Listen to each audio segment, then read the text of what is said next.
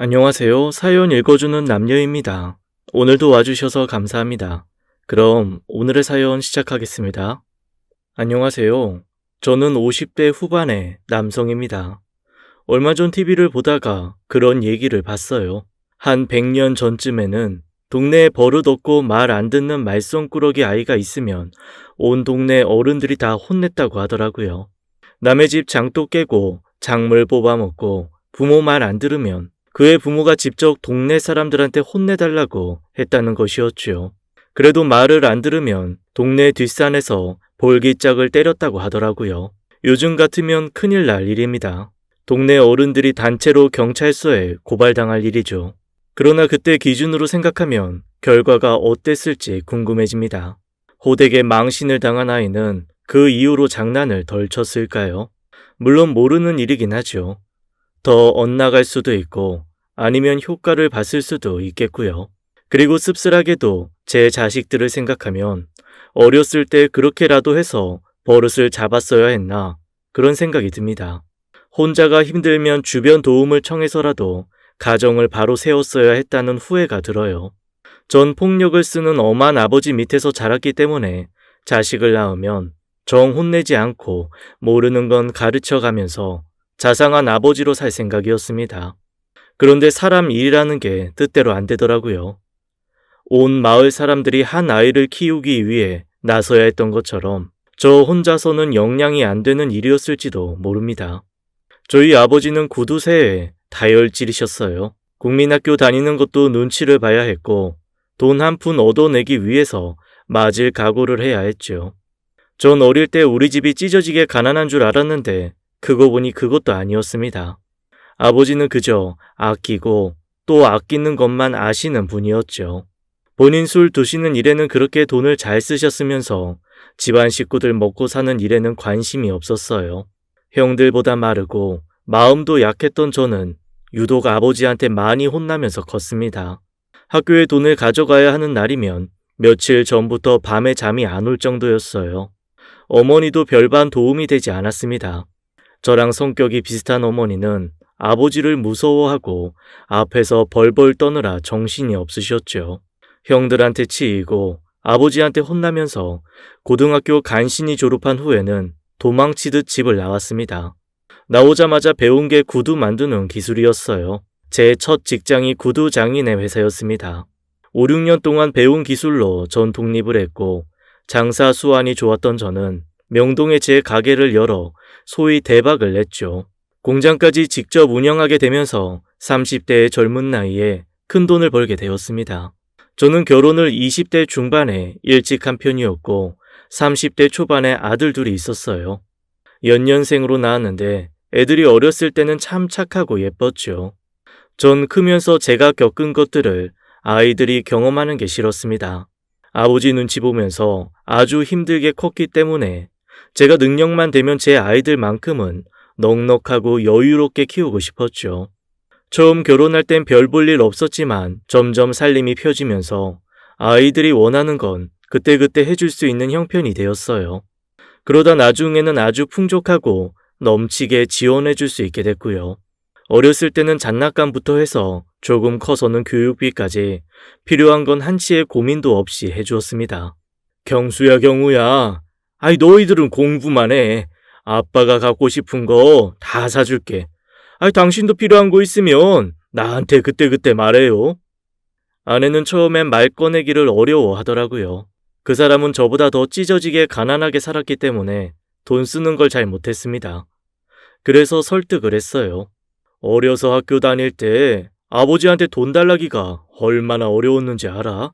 가슴에 아주 한이 맺혔다고. 그런데 이제 나 돈 벌 만큼 벌고 애들한테 필요한 거 다 해줄 수 있게 돼서 얼마나 좋은지 몰라. 책 사야 되면 말하고 컴퓨터도 필요하면 사는 거고 유학도 보낼 수 있으면 보내야지. 이러라고 돈 버는 거 아니겠어?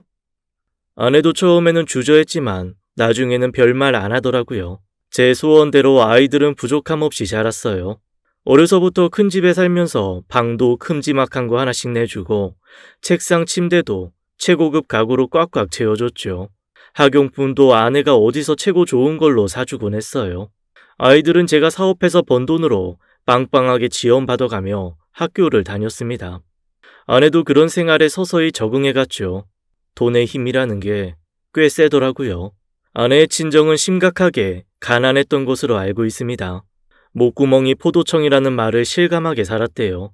장인 장모 두 분 다 아프셔서 집안에 돈 벌어오는 사람이 없었다고 했죠. 하루하루 뭘 먹어야 되나 그런 고민하면서 사는 집안이었습니다. 큰딸이었던 아내가 간신히 학교 졸업하고 공장에 다니기 시작하고 나서야 새끼를 다 챙기기 시작했다고 들었어요. 저와 결혼할 때도 여전히 처갓집 사정은 나아질 기미가 안 보였고요. 결혼 전에 아내는 아예 저한테 이렇게 말했죠.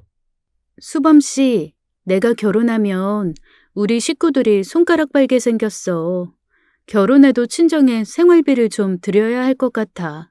안 그러면 동생들도 굶고 학교도 못 다녀. 염치 없지만 부탁 좀 할게. 아버님은 평생 약 드셔야 하고 어머님도 허리 아프신데 어쩔 수 없잖아. 내가 지원해 드릴게. 그런 걱정 마. 면목이 없다. 생활비 드리는 거 언제까지 해야 할지 나도 모르겠어. 고맙고 미안해, 자기야. 전 아내를 사랑했기에 망설임이 없었습니다. 처가의 생활비 지원을 하기로 약속하고 결혼을 했어요. 결혼할 때는 사업을 시작하기 전이었어요. 없는 처지의 처갓집에 달마다 생활비를 보내는 게 힘들었지만 구두 사업이 잘 되면서 큰 돈을 벌게 되자 아내는 당연하다고 생각하는 것 같았습니다. 그리고 이것저것 요구사항이 많아졌어요. 여보, 우리 이제 집을 좀 이사하는 게 낫지 않겠어요? 애들 학교도 좋은 동네 가서 보내야 공부 잘한대. 당신만 허락하면 내가 집 보고 올게요. 그래, 그러지 뭐. 당신이 보고 쓸만한 집 있으면 말해. 그때 내가 가서 볼게. 아내는 입이 떡 벌어질 만큼 넓은 집을 보고 왔더라고요. 그것도 부자 동네 한복판이었습니다. 저는 사실 좀 놀랐어요. 버는 돈은 많았어도 그렇게 넓은 집에서 살 생각은 아니었거든요. 아내는 그 정도는 돼야 살만하다면서 저를 갖은 애교로 설득하더라고요. 결국 아내에게 넘어가 50평이나 되는 집을 계약했고 차도 좋은 차를 뽑게 되었습니다. 저는 웬만하면 아내가 하자는 대로 다 해주었어요. 아내가 좋은 동네로 가더니 단번에 변하더라고요. 그 동네 사람들과 어울리면서 점점 치장을 하기 시작했죠. 원래 시장표 옷 아니면 입지도 않던 사람이 백화점 쇼핑을 하고 낮부터 마사지를 받고 미용실에 간다면서 바쁘더라고요. 일주일에 한두 번 빼고는 아이들이랑 늘 외식을 하는 것 같았습니다. 집에 오면 제가 먹을 만한 게 없었어요. 순 애들 간식뿐이었습니다. 그 당시에 저는 공장 일이 너무 바빠서 김밥 한 줄로 저녁을 때울 때도 많았어요. 밤 늦게 집에 오면 따뜻한 밥이랑 찌개 같은 게 또 먹고 싶더라고요. 그래서 아내한테 밥 없냐고 물어보면 면박을 당했습니다. 오늘 애들이랑 밖에서 돈가스 먹고 와서 밥 하나도 없어요. 집에서 기름 튀는 건 좀 그렇잖아요. 그리고 당신은 공장에서 사람들이랑 저녁 먹는 거 아니었어요? 밤 11시가 훌쩍 넘었는데 무슨 찌개를 끓이래. 짜게 먹으면 안 좋으니까 그냥 자요. 정 배고프면 라면이나 끓여 먹든가. 아니, 저녁 때 당신이랑 애들 먹고 남은 거 있을까 해서 물어본 건데, 왜 그렇게 화를 내? 막 잠들려는 사람 깨우니까 그렇죠. 일이 바쁘면 아예 저녁을 좀 늦게 먹어요. 그러면 밤늦게 배고플 일도 없잖아요. 알았어. 신경 쓰지 마. 얼른 자. 아내가 그럴 때마다 솔직히 좀 힘들었습니다.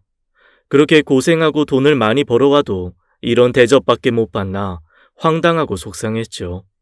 짠 거 먹지 말라면서 라면은 왜 먹으라고 하는 건지 차려주기 싫은 티를 숨기지도 않더라고요.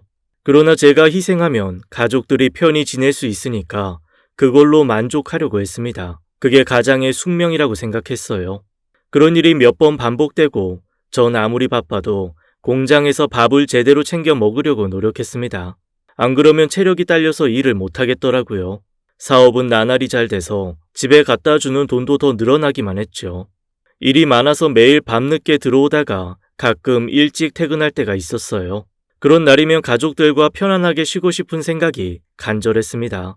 평소보다 일찍 아이스크림이라도 사들고 집에 가면 아이들이 반겨줄 줄 알았는데 현실은 제 상상과는 거리가 멀었어요. 얘들아, 아빠 왔다. 경수야, 경우야. 얼굴 좀 보자. 하지만 아내는 퉁명스럽게 절 맞이했고 아들들도 전혀 반기는 얼굴이 아니었습니다. 당신 웬일로 오늘은 일찍 왔어요? 이런 싸구려 아이스크림은 왜 사왔어요? 싸구려라니. 다 맛있는 거야. 하나씩 먹자. 경수야, 경우야. 공부하고 있었어? 그럼 공부하지 뭐해요. 숙제 많아서 들어가 볼게요. 숙제가 많아? 그래도 아이스크림 하나씩 먹고 해. 아빠 오랜만에 일찍 왔잖아. 나와서 같이 먹자.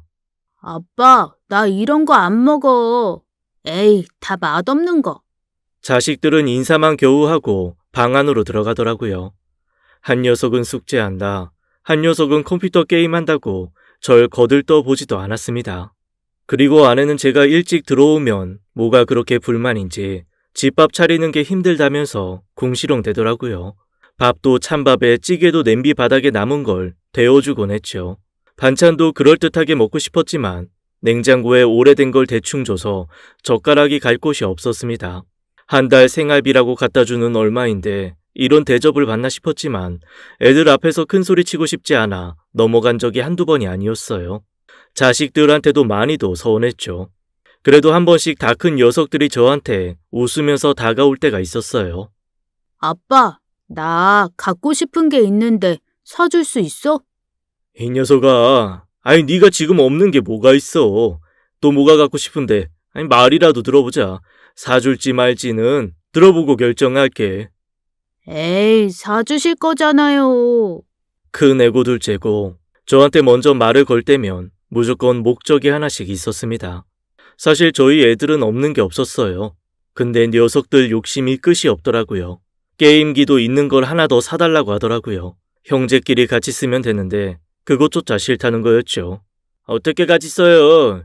경호가 할 때 저도 하고 싶을 때도 있는데 이왕이면 하나씩 갖고 있는 게 좋죠. 아빠, 그건 형 말이 맞아. 형이 날 얼마나 때리는 줄 알아? 집에 있는 건 무조건 자기부터 써야 한다고 우겨. 진짜 형 같은 건 없었으면 좋겠어. 왜 형 같은 아들을 낳아서 날 고생시키냐고. 그러니까 사줘. 사줘. 이 자식이, 너 말 다 했어? 어디 형 앞에서 까불어? 또 한 번 말해봐. 내가 널 때리는 게 뭐 잘못됐냐? 동생이 감히 형한테 대드니까 그렇지. 형이 잘하는 게 뭐가 있어? 중학생이면 다야? 공부도 나보다 못하는 게? 제가 봤을 땐 아들 둘 다 거기서 거기였습니다. 얼마나 이기적으로 컸는지 제가 기대한 것과는 달리 형제 간의 우애라고는 찾아볼 수도 없었죠. 한숨이 나왔습니다. 제가 어렸을 때는 없는 살림에 형제가 빵 한 조각이라도 나눠 먹으려고 했는데 저희 때랑은 너무 다르더라고요. 그러나 지금은 시대도 바뀌었고 요즘 애들 다 그런다고 하니 저도 그냥 이해하자 넘어갔습니다. 또 지금은 제가 능력이 되니까 뭐든지 해줄 수 있음에 감사하면서 결국 아이들이 해달라는 건 다 해줬어요. 자, 게임기 각자 하나씩 됐으니까 싸우지들 마라. 아빠 앞에서 형제가 싸우는 모습 보이지 말고 그것만큼 아빠 힘 빠지는 거 없어. 아빠 최고. 아빠 감사합니다. 그렇게 자기들이 원하는 걸 갖고 나면 또 저한테 무심했죠. 전 그러려니 하고 지냈습니다. 그리고 저에게 시련이 찾아왔어요. 늘 잘 될 줄만 알았던 사업이 경기를 타면서 내리막길을 걷기 시작했죠. 조금만 견디면 되겠지 했는데 값싼 외국산에 밀려 설 자리를 점점 잃더라고요. 결국 제 구두 공장은 문을 닫게 되었습니다. 오래 공들인 사업이 무너지는 건 순식간이었어요. 전 피눈물을 흘리며 구두 공장을 정리하게 되었습니다. 이 과정이 정말 복잡하고 힘들었는데 아내는 힘든 걸 나누려고 하지 않더라고요. 그저 집에 돈 안 갖다 줄까봐 노심초사하는 게 눈에 보였죠. 여보, 당신 공장 닫으면 앞으로 우리 뭐 먹고 살아? 웬만하면 그냥 해요. 지금까지 잘해왔는데 뭐가 문제야? 내가 여태 사업하면서 당신한테 아쉬운 소리 한 적 있어? 어디서 돈을 빌려오랬어? 생활비를 줄인댔어. 이렇게 결정을 할 정도면 얼마나 심각했겠어. 그 생각은 안 해? 다 이유가 있으니까 그만둔다고 하지. 내가 피땀 흘려 세운 내 공장이야. 유지라도 할 수 있으면 내가 이거 포기하겠어? 그런데 아니야. 지금은 값싼 외국산에 밀려서 국산 구두가 설 자리가 없어. 이해해줘. 전 큰 출혈을 무릅쓰고 정리를 한 건데 아내는 그런 제 마음을 조금 더 알아주려고 하지 않았죠. 아우, 난 모르겠어요. 생활비 주던 거 그대로 주고 애들 공부하던 거 끝까지 하게 해줘요. 나보고 어떻게 하란 말이야. 당신 솔직히 말해봐요. 이참에 잘 됐다. 좀 놀아보자. 그런 거 아니에요? 대책 없이 공장을 닫으면 어떡해요? 당신 그게 할 소리야? 위로는 못 해줄 망정. 뭐? 진짜 당신 이럴 수 있어? 씀씀이 좀 줄이고 집도 줄여가면 당분간은 버틸 수 있잖아. 우리가 언제부터 부자였어? 태어날 때부터 부자였어? 상황에 따라 맞춰 사는 거지. 왜 이렇게 억지를 부려? 당장의 씀씀이를 어떻게 줄이란 말이에요? 애들한테는 또 뭐라고 말해요? 속상해 죽겠네 정말. 아무튼 난 이 상황 못 받아들이겠으니까 당신이 뭐라도 해요. 이사는 왜 가요 우리가? 난 여기서 죽어도 버틸 거예요. 정말 이럴 거야? 우리 바닥부터 시작했어. 신혼생활하던 단칸방 벌써 잊었어? 사람이 왜 이렇게 변했어? 확실한 건 전처럼 생활비 못 준다는 거야. 비상사태라고 지금. 그때 전 처음으로 아내에게 큰 소리를 냈어요. 제 마음도 심란하기 짝이 없는데 아내의 태도는 큰 상처가 됐죠. 궁지에 몰린 전 뭐라도 해야 할 것 같았고 결국 집을 담보로 대출을 내서 유리 공장 사업을 하기로 마음먹었습니다. 지인이 그 일을 하는데 벌이가 괜찮다고 해서 덤벼든 거였어요. 하지만 새로 인수받은 유리 공장은 알고 보니 부실하기 짝이 없더라고요.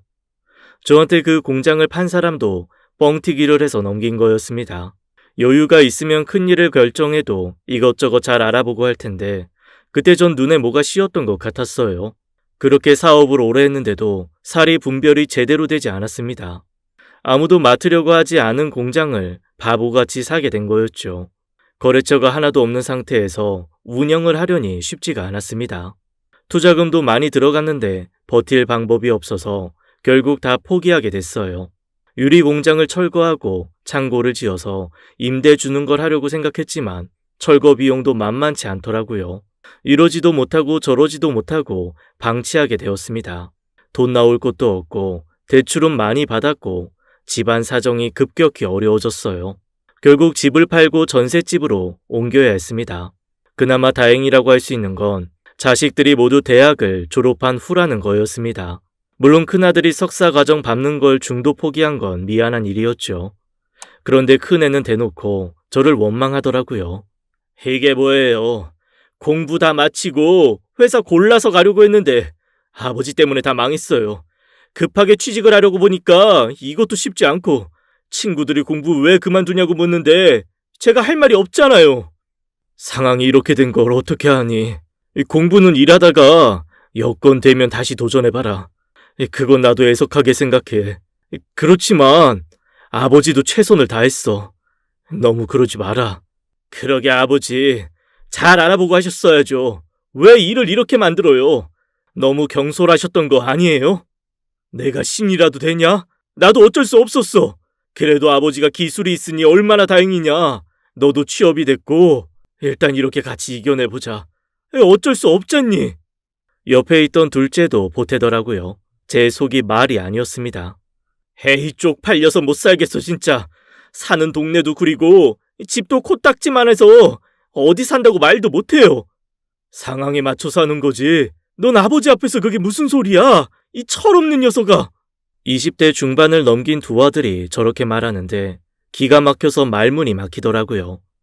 일이 이렇게 된 걸 다 원망만 하고 절 위로하는 사람 하나 없었어요. 물론 가장으로서 체면이 안 서는 상황은 맞았습니다. 속상했지만 제 상황이 여의치 않았기 때문에 넘어가기로 했어요. 아내 역시 근처만 가도 찬바람이 쌩쌩 불었고요. 서럽고 힘들었지만 그래도 가장이기에 각오를 단단히 했습니다. 전 다른 구두 공장에 나가 일을 하게 됐어요. 거기서 일하면서 받은 월급으로 생계를 유지하게 됐죠. 솔직히 월급도 그렇게 적은 액수는 아니었습니다. 차이가 있다면 아내와 아이들이 전처럼 돈을 쓸 수 없다는 거였어요. 잘 살았을 때와 달리 사는 게 하늘의 땅 차이였겠죠. 그래도 다행히 아들 둘 다 취업했다는 소식이 들려왔습니다. 전 애들이 참 자랑스러웠어요. 장하다 경수야 경우야. 생활비는 아버지가 감당할 테니까 너희는 착실히 장가갈 돈 모아. 돈 허투루 쓰지 말고. 알아들어? 그건 저희가 알아서 할게요. 저는 아이들을 장하다고 칭찬해줬지만 애들 표정은 썩 기뻐 보이지 않았습니다. 아무래도 저한테 불만이 많은 것처럼 보였어요. 그리고 아들들의 첫 월급날이 되었습니다. 속으로 두 애들이 저한테 내복이라도 하나 사주겠지 기대했지만 아무런 얘기가 없더라고요. 저는 아내에게 은근히 물어보았습니다. 그때 제가 뭘 물어보면 차갑게 대답하기 일쑤였죠. 여보, 애들 월급날 안 됐어? 왜요? 애들 월급까지 뺏어다가 빚 갚게요? 무슨 말이 그래. 애들 첫 직장, 첫 월급날의 의미 있잖아. 같이 축하해 주려고 물어본 거지. 몰라요, 난. 애들 월급은 지들이 알아서 하겠죠. 쥐꼬리만한 월급 갖고 뭘 하겠어요. 그리고 말이 나왔으니까 말인데 걔들이 그 월급으로 무슨 장가갈 돈을 모아요? 당신 진짜 너무한 거 아니에요? 뭐가 너무해. 아니, 당신 진짜 아직도 정신 못 차렸어? 당신 정말 돈 나올 데 없어요? 최후에 쓰려고 어디 꽁꽁 숨겨둔 땅이나 재산 그런 거 없냐고요. 있죠? 사실은 있죠? 그거 나중에 풀지 말고 지금 좀 씁시다. 아주 숨이 막혀 죽겠어요. 지금 무슨 소리 하는 거야? 아니, 상황 다 알고도 이래? 나한테 숨겨둔 돈이 어디 있어? 이 나이에 공장 다니면서 그 월급 받는 건 뭐 쉬운 줄 알아? 부족하면 당신이 좀 나가서 벌면 되잖아. 내가 이 나이에 어디 가서 뭘 벌어요? 당신 사업 망하더니 그릇도 참 작아졌네요. 애들 코 묻은 돈이나 탐내고. 경수 경우 앞에서 월급 얘기 꺼내지도 말아요. 당신 때문에 공부하는 거 다 접고 얼마나 힘들겠어요. 둘 다 남의 밑에서 일하게 됐다고 얼마나 속상해하는 줄 알아요? 남의 밑에서 일하는 게 뭐 대수야? 나도 처음부터 남의 밑에서 일했어. 그리고 사업 망한 게 내가 원해서 그렇게 된 거야? 잘 하려다가 그렇게 된 거 아니냐고. 그동안 내 덕에 잘 먹고 잘 살지 않았어? 돈 없다고 왜 이렇게들 야단이야? 우리가 집이 없어, 먹을 식량이 없어. 도대체가 왜 만족을 몰라? 정말 살고 싶지 않았습니다.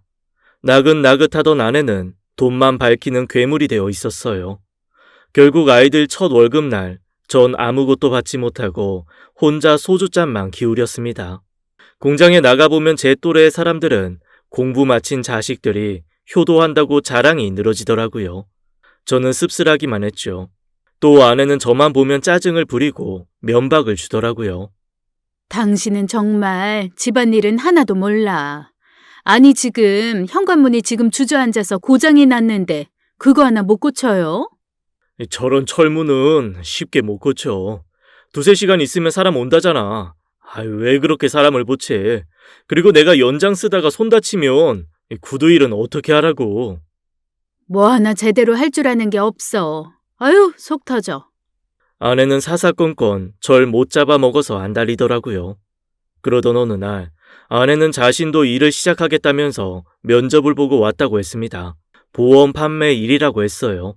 참 어려운 일이라고 알고 있는데 아내가 잘할 수 있을지 걱정도 되고 한편으로는 아내가 달라졌나 싶은 생각도 들었습니다. 그 뒤로 아내는 밤늦도록 보험을 팔러 다니더라고요. 그런데 이상하게 점점 화장이나 옷차림이 화려해졌어요. 저한테는 말도 안 붙였죠.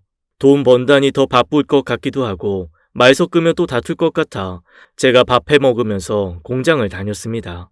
아내를 보면 저한테 정이 떨어진 사람 같아서 늘 마음이 불편했어요. 아내와 아이들 모두 회사에 다니고 각자 생활에 충실할 뿐 가족으로서 어떤 것도 함께 하지 않았습니다. 애들도 바빠서 집에는 늦게 들어오기 일쑤였고요. 이해는 했지만 속이 상했습니다. 저도 나이가 들어가고 일이 힘에 부치는데 집에서는 어떤 위안도 얻을 수 없었어요. 그리고 제 생일이 다가왔죠. 아무도 제 생일을 아는 채 하지 않았습니다. 가족들한테 은근슬쩍 물었어요. 여보, 오늘 저녁에 밖에서 밥 한 끼 먹을까? 안 돼요. 중요한 고객이랑 약속 있어요. 오늘 많이 늦을 거야. 갑자기 왜 그래요? 경수야, 경우야. 오늘 저녁에 늦니? 애들도 당연히 늦게 들어온다고 하더라고요. 바빠서 그런가 보다 하고 서운한 티를 내지 않았습니다. 그날 전 평소와 다름없이 공장에 출근했어요. 공장에서 점심에 미역국이 나왔습니다. 그걸 떠먹는데 너무 서글프더라고요. 내가 지금까지 뭘 위해 이렇게 살았나? 내 인생은 뭔가? 그런 생각이 저절로 들었습니다. 땅이 꺼지게 한숨이 나오더라고요. 그날 밤 퇴근했는데도 아무도 집에 없었습니다. 전 일찍 잠이 들었다가 화장실에 가고 싶어 잠이 깼어요. 주방에서 가족들 목소리가 들리더라고요. 전 반가운 마음에 주방으로 가려다가 멈칫했습니다. 대화 내용을 들어보니 제가 낄 자리가 아니었어요. 아버지 오늘 생신이시잖아. 근데 나 일부러 모른 척했어. 짜증나게 저녁같이 먹자고 하잖아. 누구 때문에 내가 이렇게 고생하는데 아버지는 진짜 양심도 없나 봐. 형, 내가 오늘 팀장한테 얼마나 깨졌는 줄 알아? 진짜 사는 거 재미없어 죽겠어. 아니 내가 이렇게 살 줄은 꿈에도 생각 못했어. 이게 다 아빠 때문이야. 너희들만 그런 줄 아니? 난 더해. 보험 계약하기 전까지 고객들한테 얼마나 굽실대는 줄 알아? 간이고 쓸개고 다 빼준다고. 너네 아빠는 이런 걸 아는지 모르는지 그저 공장에 들어박혀서 구두만 만지면 단 줄 알지. 아니 일은 왜 그렇게 만들어서 우릴 이렇게 힘들게 해? 그러면서 미역국은 또 얻어먹고 싶은가 보지? 엄마가 아버지한테 다시 사업 좀 일으키라고 하면 안 돼. 나 진짜 구질구질해서 이렇게 못 살겠어. 옛날 내 친구들 하나도 못 만나. 우리 집 망한 거 고소하게 생각한다고. 너네 아버지 이제 이빨 빠진 호랑이야. 지금 다시 일어서긴 뭘 일어서 너희들도 포기해. 돈 많은 집 딸이랑 만나서 결혼을 하든지 복권에 당첨이 되든지 그거 아니면 방법 없어. 진짜. 남들은 장가 갈 때 집이니 차니 대단하게들 해가는데 집불도 없는 내가 어떻게 장가를 가겠어. 진짜 아버지 잘못 만나 이게 무슨 고생이야. 눈물이 왈칵 쏟아졌습니다. 가슴에 비수가 날아와 수없이 꽂혔어요. 제가 그동안 김밥 하나로 저녁을 때우면서 뼈 빠지게 일한 걸 아내와 아이들은 전혀 고마워하지 않고 있었습니다. 제 고생은 그저 당연한 거였고 지금 자기들 상황만 힘들다는 거였어요. 제가 꼬박꼬박 출퇴근하면서 공장 일하는 게 마치 사업하기 싫어서 게으름 피고 있는 것처럼 보이는 것 같았습니다. 인생의 후회가 밀려왔죠. 아들들 어렸을 때 해달라는 거 다 해주고 처갓집에 생활비 들여가며 아내 하고 싶은 거 다 해줬던 지난 날들이 떠올랐습니다. 그때 제가 아내한테 주었던 생활비는 지금의 10배도 넘었던 것 같아요. 그 돈 조금이라도 모아뒀으면 자기들이 이렇게 고생은 안 할 텐데 그 생각은 안 하는 것 같았죠. 지금 하고 싶은 거 못한다고 절 원망하는 소리를 들으니 살고 싶지가 않았어요. 전 가족들이 모두 방으로 돌아갈 때까지 기다리다가 화장실에 갔어요. 보니까 자기들끼리 치킨을 시켜서 먹었더라고요. 식탁 위엔 빈 뼈다귀만 수북했습니다. 정말 비참했어요. 전 화장실에서 소리 죽여 울었습니다. 그리고 다음 날 어김없이 전 출근을 했어요. 평소보다 일찍 공장에 나와 있는데 옆자리 박 씨가 묻더라고요. 왜 이렇게 기운이 없어? 무슨 일 있어? 그냥 살기가 힘드네. 왜 사는가 싶어. 허무하고. 다 힘들지 뭐. 그래도 처자식 보면서 사는 거잖아. 안 그래? 아들들 다 커서 직장 다닌다면서. 지들도 일해보니까 힘들다고. 아버지 고생하신다고 안 그래? 지들 먹고 살기 바쁘지 뭐. 아내도 보험일 한다며. 걱정 없네 이씨. 우리 아내는 집순이야. 집이 제일 좋대. 퇴근하고 집에 가면 뜨끈한 찌개, 소주 한잔 하는 게 유일한 낙이야. 박 씨는 복 받았네. 복? 인생 뭐 있어? 그냥 가족 건강하고 각자 직업 있고 그러면 된 거 아니야? 이 씨가 보기보다 욕심이 많구만. 전에 사업을 크게 했었다며. 사는 게 그만 못해서 그래? 박 씨는 저한테 기분 내라고 커피를 한 잔 타주더라고요. 깊은 후회가 몰려왔습니다. 첫 단추부터 잘못 꿰었다는 생각이 들었어요. 가족들한테 해달라는 거 다 해주고 없는 것까지 다 퍼줬는데 왜 지금 이 모양 이 꼴로 비참한지 이해할 수 없었습니다. 다 잊자 싶어 억지로 일에 집중하려고 했지만 그만 사고가 나고 말았어요. 딴 생각을 하다가 손을 다치고 말았죠. 꽤 큰 사고였어요. 그리고 전 일을 그만두게 되었어요. 엎친 데 덮친 격이었습니다. 돈도 못 벌어오자 아내와 자식들은 절 거들떠 보지도 않았어요. 짐이 되는 것 같아서 괴롭기만 했습니다. 이건 가족이 아니라 남보다 못했어요. 게다가 다친 손에 수술비까지 많이 들어갔습니다. 그건 다행히 보험으로 처리할 수 있었어요. 그러던 어느 날 아들 둘이 제게 와서 말을 걸더라고요. 아버지, 사업 다시 해볼 생각 없어요? 저한테 사업 자금 마련할 방법 있어요. 그러냐? 아니 너희들이 알아서 해. 아버지가 지금 뭘 할 수 있겠니? 그러지 마시고요. 아버진 사업을 크게 했던 경험 있잖아요. 손이 그렇게 돼서 구도 만드는 일은 못하실 거고 옛날 경험 살려서 차분하게 시작해보면 나쁘지 않을 것도 같은데 긍정적으로 생각해보세요. 그래 아빠. 형이랑 내가 사업 자금 어떻게든 좀 마련해 볼 테니까 아빠 다시 사업해. 우리가 밀어줄게. 저는 내심 놀랐습니다. 다쳐서 아무짝에도 쓸모없는 사람 취급할 줄 알았는데 이런 기회를 먼저 제안해 와서 어리둥절했어요. 당장 그날 오후 애들이 어딜 같이 가자고 하더라고요. 누구랑 만나기로 했다면서 방치해둔 유리공장 부지에 가자고 했습니다. 우리한테 귀인이에요. 그분이 오후에 유리공장 부지에 있는 창고에서 만나기로 했어요. 거기서 부지 보면서 의논하려고요. 누군지 잘 살펴봤어? 걱정 마세요. 저희도 사회생활에서 그 정도 안목은 다 키웠어요. 전 애들과 함께 유리공장 부지로 갔어요. 그런데 아무도 나와 있지 않았습니다. 큰애가 누군가와 통화를 하더니 저보고 창고에 들어가 있으라고 하더라고요. 아버지, 창고 안에 들어가 계세요. 서 있기도 힘드시잖아요, 지금. 저는 손을 다친 뒤로 기력이 많이 약해져 있었기 때문에 경수가 말한 대로 창고에 들어갔습니다. 의자를 찾아 두리번거리는데 잘 안 보였어요. 밝은 데 있다가 어두운 데 들어가니 적응이 안 되더라고요. 더듬거리며 의자를 찾고 있는데 뒤에서 엄청나게 큰 소리가 들렸어요. 창고의 문이 순식간에 닫히더니 밖에서 쇠사슬을 두르는 소리가 들려왔습니다. 경수야, 경우야. 아버지 여기 있어. 아버지 여기 있다고. 그러나 곧 자물쇠를 잠그는 소리까지 들렸어요. 저는 죽어라 문을 두드렸지만 결국 문은 굳게 닫히고 말았습니다. 밖에 있는 아들들이 하는 얘기에 전 넋이 나가버렸어요. 아빠는 여기서 좀 쉬고 있어. 우리가 행방불명 신고할 거니까 여기에 잠깐만 있어주면 돼. 그게 무슨 소리야? 날 행방불명으로 신고한다니. 너희들 제정신이야? 당장 꺼내다오. 당장! 아버지 가만히 좀 계세요. 저희 다시 일어서야죠. 언제까지 아버지 때문에 이렇게 살아요? 일 조금 꾸며서 사망보험금만 타면 되니까 여기서 조용히 기다리세요. 전 그 자리에 주저앉고 말았습니다. 제가 행방불명이 돼 죽은 걸로 해서 사망보험금을 타겠다는 게 아들들의 계획이었어요. 전 있는 힘을 다 짜내서 문을 열라고 소리쳤죠. 꺼내줘 이것들아. 나 아직 죽지 않았어. 사지 육신 멀쩡한 아버지를 죽은 걸로 해서 돈을 타먹는다고? 너희 이 벌을 다 어떻게 받으려고? 당장 문 열지 못해? 이 방법 아니면 뭐가 있어요? 아버지 지금 일도 못하시고 그 몸을 해갖고 무슨 사업을 해요? 아무튼 이 방법밖에 없어요. 저희도 고민 많이 한 거라고요. 저는 서둘러 핸드폰을 찾아보았습니다. 아차 싶었어요.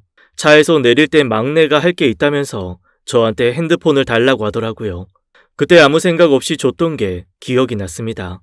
경수, 경우가 얘기를 나누면서 창고에서 멀어져 가는 소리가 들려왔어요. 전 미친 듯이 문을 두드렸지만 소용없었죠. 충격 속에 애들이 탄 차가 멀어지는 소리를 들었습니다. 그렇게 전 창고에 갇히고 말았어요. 이곳은 아주 외진 곳이어서 지나다니는 차도 없고 사람도 없었습니다. 꼼짝없이 갇힌 신세였어요. 창고 안에는 기본적인 몇 가지 생필품과 먹을 것이 있었습니다. 물이랑 데워 먹는 밥이 몇 개 있었고 시리얼 상자만 여러 개가 있었죠. 전자레인지 같은 건 당연히 없었습니다. 화장실은 밖에 있었어요. 대신 커다란 약수통이 여러 개 있었죠. 그 통을 나중에 그렇게 쓰리라고는 처음에 생각도 못했습니다. 충격이 한 차례 휩쓸고 지나가니 온몸이 떨려서 일어날 수가 없었어요. 억울하고 분하고 원통했습니다. 내가 이런 꼴까지 당해야 하나 오기가 생기고 속에서 천불이 솟았어요. 전 버려진 거나 마찬가지였습니다. 이렇게 살아서 뭐하나 그런 생각과 함께 나가서 이것들을 혼내주자 그런 생각이 교차했어요. 점점 배가 고파왔습니다. 죽든지 살든지 그건 나중에 결정하고 일단 배고픔을 해결하자 싶었죠. 전 거기에 있는 밥을 그냥 우걱우걱 씹어 먹었어요. 언제까지 있게 될지 몰라 그 물기 없는 밥도 아껴 먹게 되더라고요. 나중에는 화장실이 급해서 약수터통에 볼일을 보게 되었습니다. 정말 비참했죠. 시간이 얼마나 지났는지 몰랐고 밖에서 새어 들어오는 빛으로 밤과 낮을 구별했습니다. 저는 거기서 제 지나온 인생을 반추했어요. 그런 생각이 들었죠. 여기서 죽게 되면 모든 게 끝이지만 만약 천운으로 나가게 된다면 전과 같이 살지 않겠다고 이를 갈았습니다. 살려주세요! 꺼내주세요! 여기 사람 있어요! 그러던 어느 날 차 소리가 들리는가 싶더니 익숙한 말소리가 들려왔어요. 저희 왔어요. 경수냐? 경우야, 이제 날 좀 꺼내다오. 사망보험금인지 뭔지 그거 내가 밖에서 타다 줄게. 그러니 제발 꺼내줘. 아버지 멀쩡히 살아계신데 그걸 어떻게 타요? 말이 되는 소리래요. 내가 어떻게 해서라도 타다 줄게. 여기 갇혀있는 건 못하겠다. 죽은 척을 해서라도, 아니 죽어서라도 너희 그 돈 갖게 해줄게. 제발 꺼내줘. 아빠, 괜한 고집 부리지 말고 조금만 참아. 잘 있나 확인하러 왔어. 우리 그만 갈게. 아니 이 녀석들아, 어딜 간다고 그래? 아버지를 꺼내줘야지. 아들들은 그렇게 왔다가 매정하게 떠났습니다. 처음엔 일주일에 한 번씩 오더니 점점 창고에 찾아오지 않았어요. 결국 2달이 지났고 그동안 아내는 얼굴도 비추지 않았습니다. 한편으로 걱정도 되더라고요. 아들들이 아내까지 저처럼 어디에 가둔 건 아닐까 걱정이 되었습니다. 그리고 식량이 다 떨어져 갔어요. 창고를 뒤졌더니 아주 옛날에 버려진 믹스커피가 3개 정도 나왔어요. 그걸 조금씩 먹으면서 간신히 버텼습니다. 워낙 외진 곳이라 지나가는 사람도 없어서 도움을 청할 수가 없었어요. 식량도 다 떨어져 가고 이러다 정말 죽겠구나 싶었습니다. 창고 안에 둔 약수터 통에도 배설물이 넘쳤죠. 그러던 어느 날 밤 기적 같은 일이 일어났습니다. 귀진 맥진에서 누워있는데 누가 지나가는 소리가 들렸어요. 처음엔 바람소리인가 했는데 아니었습니다. 분명 사람의 인기척이었어요. 전 미친 듯이 문에 매달려 흔들고 소리쳤죠. 이번 기회가 아니면 탈출을 못할 것 같다는 생각이 강하게 들었어요. 여기 사람 있어요. 창고 안에 사람 살려요. 거기 누구 없어요? 사람 좀 구해줘요. 갑자기 발소리가 멈추더니 문을 두드리는 소리가 들려왔습니다. 거기 안에 귀신이요? 사람이요? 사람입니다. 사지 육신 멀쩡한 사람이에요. 제발 저 좀 살려주세요. 2달째 갇혀 있어요. 절 꺼내주시면 이 은혜 절대로 잊지 않겠습니다. 아니 이런 곳에 왜 갇혀 있어요? 잠깐만 기다려보세요. 이 큰 자물쇠로 어떻게 푼다? 기다려보요. 결국 그 남자는 큰 바위로 자물쇠를 부수기 시작했습니다. 얼마나 큰 자물쇠인지 몰라도 몇 시간이 지나도 자물쇠는 부셔지지 않았어요. 밖에 있는 남자는 힘이 빠져 잠깐 밥을 먹고 오겠다고 하더니 몇 시간 동안 나타나지 않았죠. 자기도 거리 생활을 오래 해서 힘이 없다고 하더라고요. 전 알겠다고 밥 먹고 오라고 하고는 조마조마한 심정으로 기다렸습니다. 그 남자가 다시 나타나지 않으면 끝장이었어요. 억만년 같은 시간이 지나고 그 남자의 목소리가 들려왔죠. 여보슈, 살아있어요? 네네, 오셨군요. 정말 고맙습니다. 돌로는 안 되겠어서 내가 연장을 좀 훔쳐왔어요. 잠깐만 기다려봐요. 그리고 한나절이나 더 애쓴 끝에 자물쇠는 부셔졌습니다. 전 일어설 힘도 없어 기어서 창고를 나왔어요. 나와보니 자물쇠를 열어준 남자의 행색도 말이 아니었습니다. 노숙자가 죽어가는 저를 구해준 거였어요. 이보슈, 아이 정신 차려요. 전 기절했다가 밤에 깨어났어요. 그 노숙자가 어디서 구했는지 죽을 갖고 왔더라고요. 전 죽을 한 입 먹고 바로 토했습니다. 너무 오래 굶어서 그곳조차 들어가지 않았어요. 물만 들이키다가 또 기절하기를 몇 번. 결국 며칠이 지나서야 정신을 차릴 수 있었습니다. 기운을 차렸을 때 처음 떠오른 장소는 경찰서였어요. 제 기구한 사정을 다 들은 노숙자는 혀를 끌끌 찼습니다. 세상에 그런 자식들이 어디 있느냐며 콩밥 먹어도 싸다고 욕을 하더라고요. 그 사람이 내뱉는 욕을 듣던 저는 마음을 달리 먹었죠. 아무리 그래도 차마 자식들 콩밥 먹일 수는 없었어요. 어떻게 할지는 조금 더 생각해 보기로 했습니다. 복수를 자식을 상대로 하려니 고민이 많이 되더라고요. 절 구해준 남자는 당장에 왜 신고 안 하냐고 난리였지만 전 때를 기다린다는 핑계를 대고 노숙자를 따라다니기로 했죠. 이리저리 아무 데서나 자고 먹는 생활이 이어졌습니다. 그러다 정신을 차려보니 제가 서울 근교에 와 있다는 걸 깨달았어요. 문득 아내가 걱정이 되어 몰래 집 근처를 배회했습니다. 그리고 며칠 후 아내를 보게 되었어요. 고급차에서 내린 아내는 정장을 입은 어떤 남자와 집으로 들어가더라고요. 대문까지 나온 아들들이 그 남자를 깍듯하게 맞이했어요.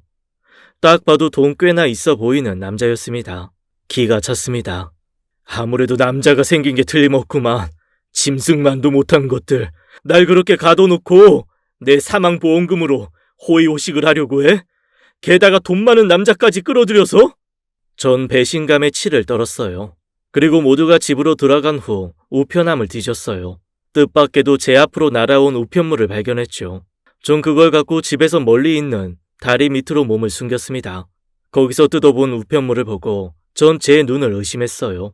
유리공장 부지가 신도시 개발로 수용된다는 내용이었습니다. 엄청난 보상금이 보장된다는 내용이었어요. 전 바위처럼 얼어붙어 종이 위에 써있는 글자와 숫자를 읽고 또 읽었습니다. 처치곤란이었던 유리공장 부지가 엄청난 재산 가치가 있는 땅으로 거듭난 거였어요. 다시 재기할 수 있는 처음이자 마지막 기회라는 생각이 불현듯 들었습니다. 쓸모없던 그 땅은 온전히 제 앞으로 되어 있던 땅이었죠. 버려진 것이나 마찬가지였기에 아들들은 그곳 창고에 절 가둔 것이었고요. 전 당장 노숙자 생활을 청산하기 위해 행동을 개시했습니다. 오래 묵은 때를 다 먹겨내고 이발도 하고 새 옷도 사 입었어요. 유리공장 부지를 팔아 받은 돈으로 다시 사업을 시작하게 됐습니다. 사람에게 들어오는 운때라는 것이 따로 있는지 우연찮게 블랙박스 사업을 건드리게 됐고 오프라인이 아닌 온라인 사업에 도전하게 되었죠. 그 모든 게 일사천리로 진행됐어요. 제가 누군가의 도움을 필요로 할 때마다 귀인이 나타나 사업을 한 단계씩 끌어올려줬습니다. 그렇게 전 사업을 안정화했고 생각보다 훨씬 큰 돈을 벌게 되었습니다. 사업이 잘 돼서 좋은 집을 구하고 노숙 생활할 때와는 비교도 안 되게 안락한 생활을 하면서도 전 제가 당한 일을 잊지 못했어요. 비대 있는 화장실을 쓰면서 창고 안에서 배변을 해결하던 그때가 떠올랐고 갓 지은 밥을 먹을 때는 물 한 모금조차 아껴 마시던 그 상황이 떠올랐어요. 그리고 복수할 때를 기다렸습니다. 집을 떠난 지 정확히 5년이 다 되어갈 무렵 이혼 서류를 들고 예전에 가족이라 불렸던 그들을 찾아갔어요. 그들은 현관 도어록 번호도 예전 걸 그대로 쓰고 있죠. 아마 제가 찾아올 거란 생각은 조금도 하지 않았던 것 같았어요. 집엔 아무도 없었고 전 조용히 그들을 기다렸어요.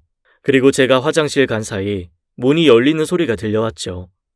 전 손을 씻다 멈칫했습니다. 그들은 제 이야기를 하고 있었어요. 올해가 딱 5년인데 아버지 실종 선고가 내려질까? 그 양반 없어진 지 딱 5년째 맞지? 분명 오래 굶어서 어디 가도 살아있지 못할 텐데 설마 살아 돌아오는 일은 없겠지? 엄마는 무슨 그런 상상을 해. 거기 식량도 얼마 없었고 아예 엄청 외진 곳이잖아. 살아 돌아오면 귀신으로밖에 볼 수 없어. 그나저나 어떻게 거길 나갈 수 있었는지 그게 난 지금도 궁금해. 누가 연장으로 자물쇠를 부순 게 분명한데 말이야. 연장도 없고 깨진 돌만 굴러다닌다던데 그게 영 찜찜해.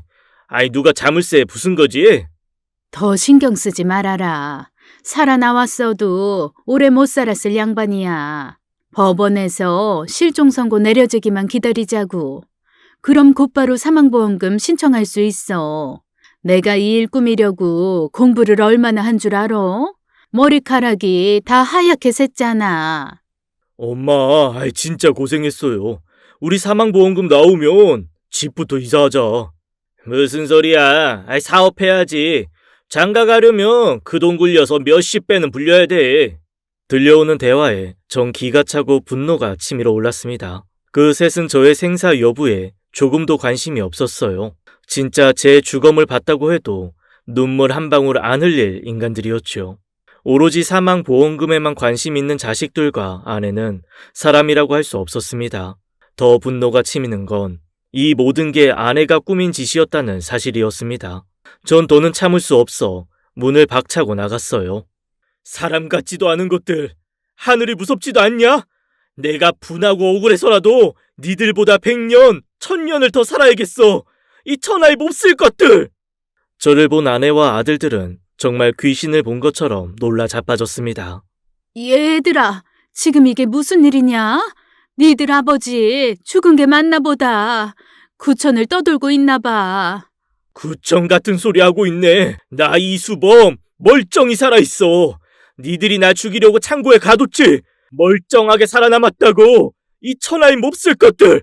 사람 탈을 쓴 짐승들아. 너흰 살아서도 죽어서도 이 지옥을 맛보게 될 거다. 어떻게 지금까지 살아 계세요? 분명히 창고에 먹을 것도 없었는데 살아나왔어도 오래 못 사셨을 건데. 저는 열이 뻗쳐 큰 아들 녀석의 멱살을 잡고 흔들었습니다. 전 예전의 제가 아니었어요. 사업하면서 운동을 열심히 해 온몸이 근육이었고 덩치도 커져 있었죠. 그게 아들놈이 할 소리야? 대학 졸업할 때까지 넘치도록 부유하게 살게 해줬더니 사업 미끄러졌다고 애비를 사지로 몰아? 여보, 왜 이래요? 경수 놔줘요. 오죽하면 우리가 이랬겠어요. 오죽하면? 내가 너희들 밥을 굶겼어. 길바닥에서 재우기를 했어. 풍족하게 돈 쓰고 살게 해줘야 아버지 남편이야? 에라이 짐승만도 못한 것들. 어디 니들 마음대로 되나 봐라. 실종 신고 좋아하네. 앞으로 너희 셋 콩밥 먹을 각오해. 그러자 막내 아들놈이 저한테 달려들었습니다. 바지가랑이를 잡고 빌더라고요. 아빠 잘못했어. 우리가 잘못했어. 나 감옥 가기 싫어. 제발 경찰에 신고하지 마. 못난 인간들 셋이 제 발밑에 매달려 제발 경찰에 신고만 말아달라고 비는데 억장이 무너졌습니다. 전 간신히 마음을 가라앉히고 이혼 서류를 내밀었어요. 당신 이리 와서 도장 찍어. 이혼하자고. 지금 이 순간부터 내가 하자는 대로 순순히 안 하면 셋 다 콩밥 먹을 각오해. 아내는 눈물을 찔끔거리면서 도장을 찍었습니다. 전 서류를 봉투에 넣고 당장 일어섰어요. 이 인간들이랑 1분도 더 함께하기 싫었습니다. 그러는 사이 세 사람은 절 자세히 훑어보더라고요. 건강해진 몸, 좋아진 얼굴, 척 보기에도 비싸 보이는 양복이 눈에 띄었던 것 같았죠. 아니나 다를까 경수가 저한테 물었습니다. 근데 아버지, 그동안 어디서 어떻게 지내셨어요? 이 양복 아버지 옛날에 좋아하시던 데서 맞춘 것 같은데 그런 큰 돈이 어디서 나셨어요? 이게 또 눈에 들어오냐? 하여간 돈만 밝히는 것들은 어쩔 수가 없어. 왜 죽은 줄만 알았던 애비한테 돈 냄새가 풀풀 나냐? 하늘이 날 불쌍히 여기셨는지 횡재수를 주셨어. 이제 너희와는 아무 상관없는 이야기지만. 횡재수라뇨? 자세히 얘기 좀 해봐요. 몇 해 전에 당첨됐어. 로또 1등에. 상상도 못할 금액이 한 번에 들어왔지. 덕분에 잘 먹고 잘 살고 있지만 세 사람과는 아무 상관없는 일이야. 안 그래? 난 이만 간다. 앞으로 다시 보지 말자. 경찰에 신고할지 말지 아직 결정 안 했으니까 끽소리도 말고 살고 있어. 알았어? 여보, 안 돼요. 가긴 어딜 가요. 그리고 서류 1위네요. 이유는 무슨? 당치도 않아요. 로또 당첨됐다는 제 거짓말에 아내는 당장 이혼 서류를 찢더라고요. 참 가소로웠습니다. 절 사지에 몰아넣었던 아들 녀석도 무릎 꿇고 손을 싹싹 빌며 잘못했다고 빌더라고요. 아버지 잘못했어요. 제가 죽을 죄를 졌어요. 한 번만 봐주세요, 한 번만요. 부모 자식 인연이 천년이라는데 아버지 넓은 아량으로서 한 번만 봐주세요. 제가 미련했어요. 어리석었다고요. 절대 그런 생각을 하면 안 되는 거였는데 엄마 때문에 그렇게 했어요. 전 안 하겠다고 했는데 엄마랑 경우가 절 꼬드겼어요. 아버지, 저 아직 하고 싶은 게 많아요. 저 버리지 말아주세요. 형 말 믿으면 안 돼요, 아버지. 진짜 안 된다고. 하지 말자고 한 건 저였어요. 엄마랑 형한테 입술려 나쁜 짓 저질렀어요. 죄송해요, 잘못했어요. 1000번이고 10,000번이고 빌게요. 아버지가 기라고 하면 키고 하라는 대로 다 할게요. 제발 저 버리지 말아주세요. 그러니까 감옥도 다녀오라면 다녀올게요. 아버지, 저 대출이 많아요. 지금 돈 때문에 하루하루 숨이 막혀요. 저 이 세상에 아버지 한 분이잖아요. 저 좀 도와주세요. 네? 여보, 경수 아빠, 가긴 어딜 가요. 여기 계세요, 제발요. 진심으로 반성할게요. 절절하게 빌 테니까 제발 언제가 됐든 용서만 해줘요. 우리도 힘들었어요. 그래서 해서는 안 될 일 했고요. 미안해요. 정말 잘못했어요. 제발 우리 버리지만 말아줘요. 경수 아빠, 수범 씨, 한 번만 용서해줘요. 셋이 무릎 꿇고 손이 발이 되도록 비는데 정말 열이 뻗치더라고요. 저한테 돈이 있는 걸 알고 박쥐처럼 붙어보려는 의도가 눈에 빤히 보였습니다. 정말 상종 못할 인간들이었죠. 전 호통을 쳤습니다. 좋으면 삼키고 쓰면 뱉어? 너희들한테 난 길바닥에 붙은 껌보다도 못한 존재 아니었어? 이거 왜 이래? 돈 좀 있다니까 또 빌붙고 싶어? 당신 나한테 어떻게 했어? 사업 잘 나갈 때도 나한테 따뜻한 밥 한 번 차려준 적 있어? 진심으로 따뜻한 위로의 말 한마디라도 해준 적 있냐고? 내가 큰 거 말했어? 늦게 퇴근해 배고프다고 하면 구박하고 허구한 날 돈만 가져와라 퇴근하고. 나 당신 남편이었던 적 없어. 현금 지급기였지. 그리고 경수 경우 너희들 그러는 거 아니다. 그 죄값 다 어떻게 받으려고 그래. 아버지, 너희 대학 졸업할 때까지 최선을 다했어. 세상에 좋다는 거 하나도 빠짐없이 다 해줬다고. 공부할 때 필요하다는 건 내 기억에 안 사준 거 하나도 없었어. 그런데 20살도 훌쩍 넘어 다 큰 놈들이 아버지 사업 망했다고 장가가기 글렀다고 원망하고 그것도 모자라 죽일 생각까지 해? 행방불명 좋아하네. 너희들이 그 창고에서 나 굶겨 죽이려고 했잖아. 꼼짝없이 죽을 줄 알았던 아버지가 나타나니까 뭐 귀신? 이 형편없는 놈들아, 난 돈은 많을지언정 인생에선 실패했어. 마누라고 자식 농사고 다 망했다고. 그래서 이제부터라도 그렇게 안 살 거다.